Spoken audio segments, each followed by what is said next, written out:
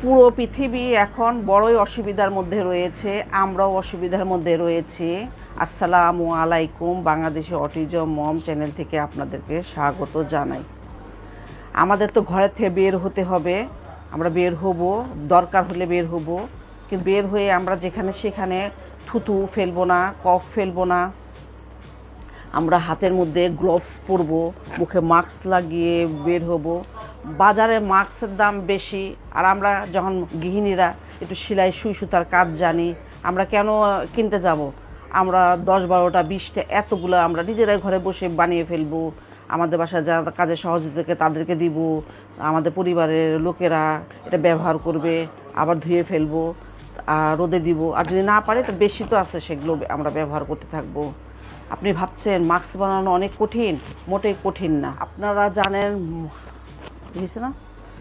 আপনারা জানেন মাস্ক খুবই প্রয়োজন, বের হতে গেলেই লাগবে। এই যে আমি মাস্ক বানিয়েছি, এইভাবে আমি ফিতা দিয়েছি, এইভাবে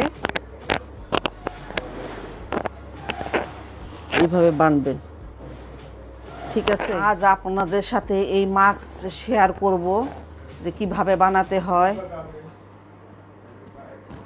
বারে বারে হাত ধুবেন খুব ভালো করে, কষলিয়ে কষলিয়ে এই নখের ভিতরে। এইভাবে সবাই পারে, তবুও আমি দেখাচ্ছি যেভাবে বারে বারে সাবান দিয়ে হাত ধুবেন। বাইরে বের হলেও ঘরে এসে হাতে গ্লাভস পরেছেন, তারপরেও আপনি সাবান দিয়ে বারে বারে হাত ধুবেন। আমি এখন দেখাচ্ছি যে কিভাবে মাস্ক বানাতে হয়। অনেক সোজা, সুই সুতা দিয়ে তৈরি করব। আমার সাথেই থাকুন। আসসালামু আলাইকুম। আমরা এখন কাপড়ের ব্যাগ ব্যবহার করি। এই ব্যাগ আমাদের মাস্ক বানানোর কাজে লাগবে। আমাদের সকলের কাছেই এই রকম ব্যাগ আছে। এই ব্যাগ দিয়ে আমি মাস্ক তৈরি করব। এখন এই ব্যাগটাকে আমি ভাঁজ করে নিলাম।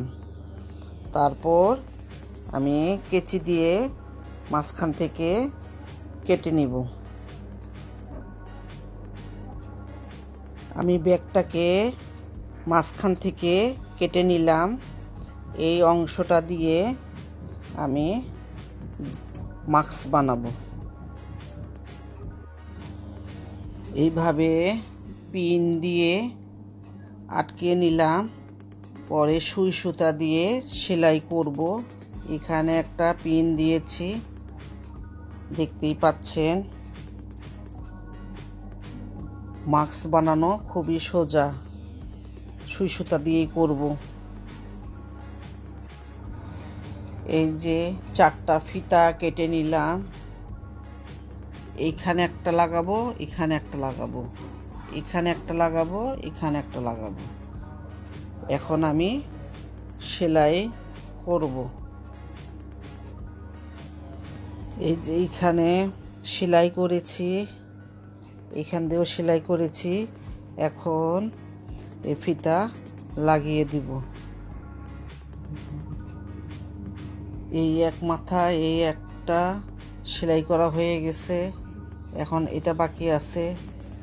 নিজেকেও নিজের ফ্যামিলিকে সেফ রাখতে পারবেন। এটা ধোয়াও যাবে,